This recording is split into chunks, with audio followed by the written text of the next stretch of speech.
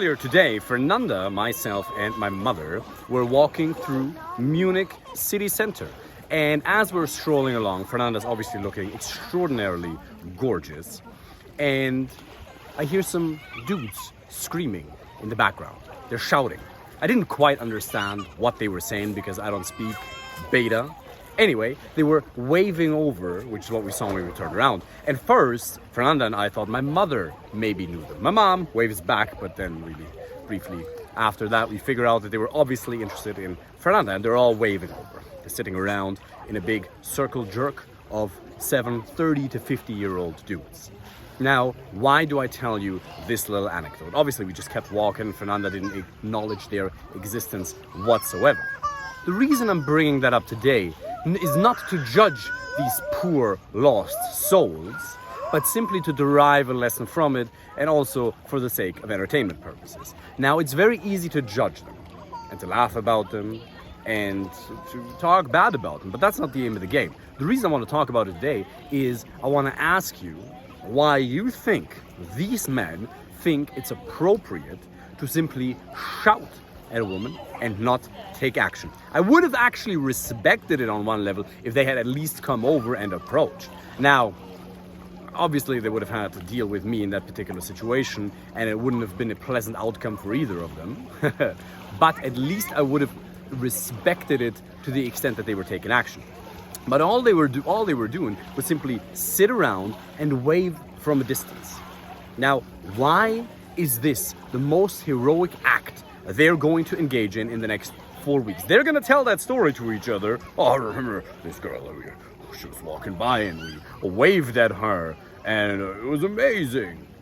Why do you think that's the most exciting thing that's going to happen to them in the next couple of days? Well, number one is they have a fear of rejection.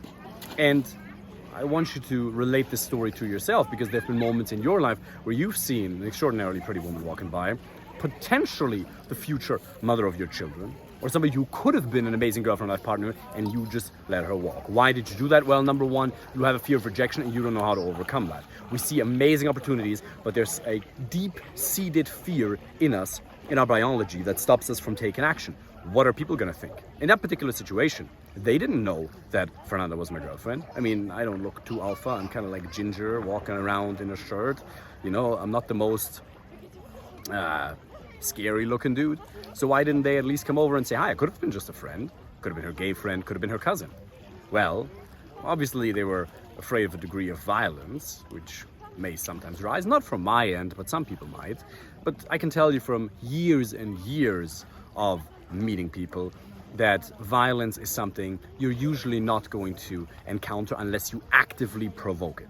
But that was one thing. The other fear they had was, what if they get rejected in front of me, in front of my mother, and in front of all of their mates?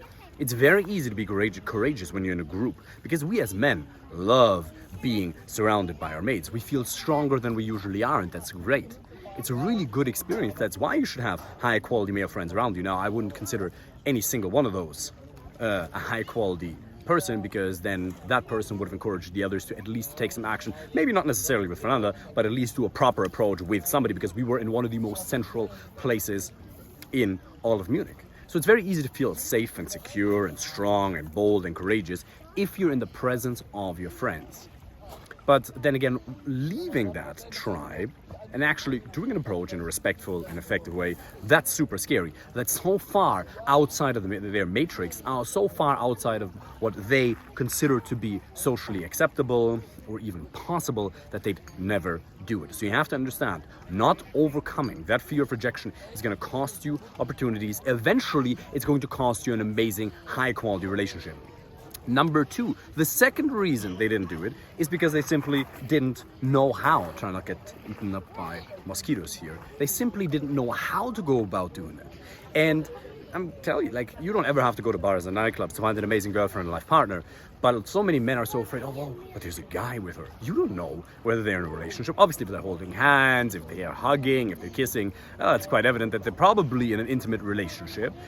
But you don't know.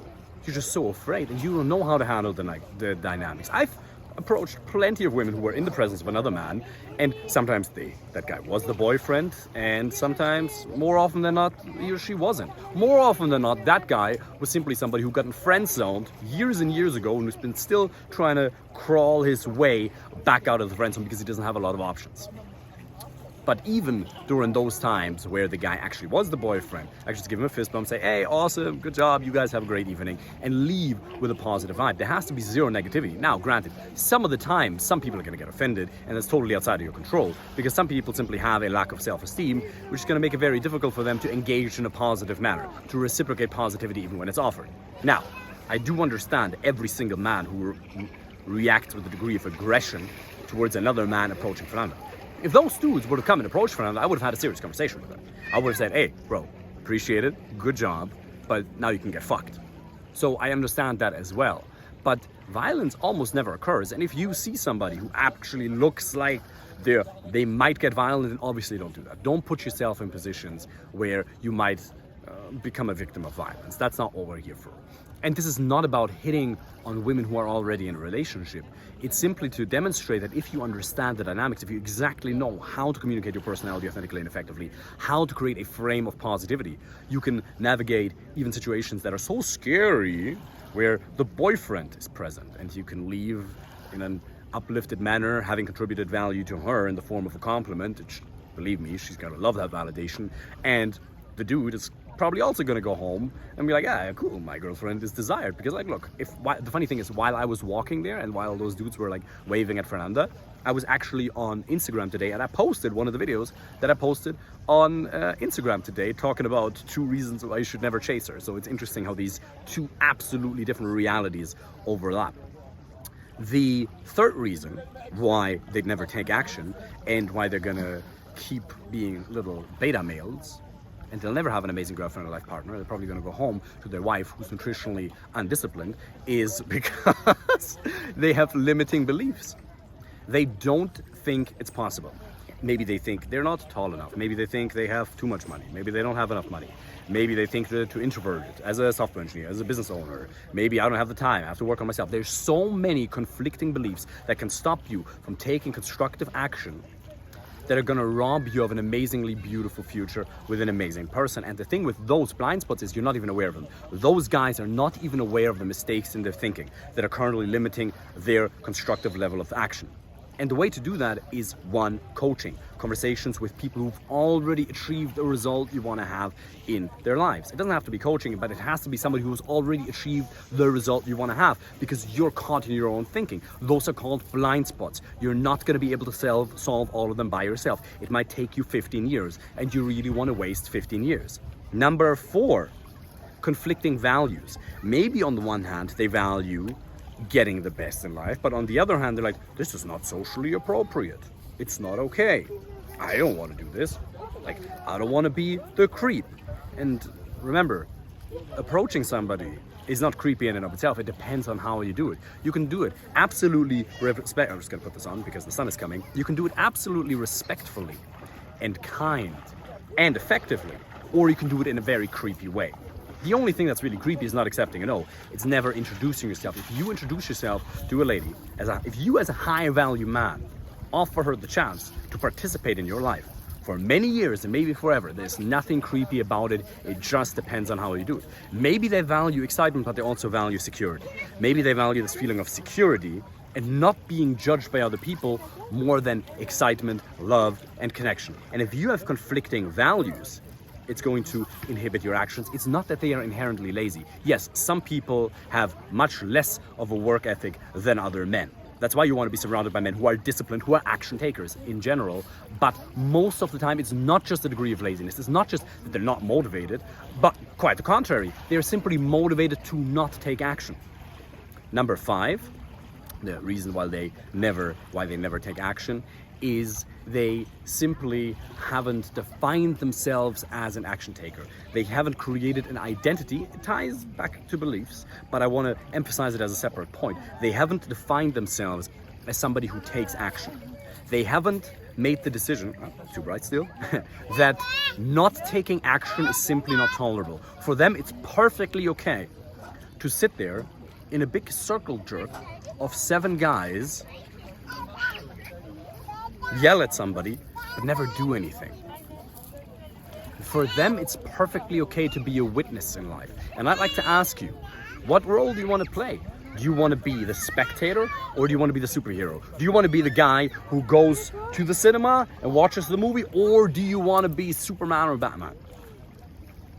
You can choose whether you want to be a spectator in life or whether you actually get to experience this awesomeness, the depth, the intimacy, that you can have somebody come home to after a long day of work and then travel and maybe have a family. Or are you just going to watch other people experience that and then yell at them from a distance? And that's going to be the most heroic act you're going to engage in the next 5 weeks. It is absolutely your choice. And if you're somebody who wants to get the fastest, the best results, the fastest, if you're somebody who wants to find a meaningful, serious, long-term relationship, and if you're ready to take action, to not just wave from a distance like a little beta male, and simply apply for a free initial consultation call and let me help you with that personally. Looking forward to speaking with you soon. Wish you all the best.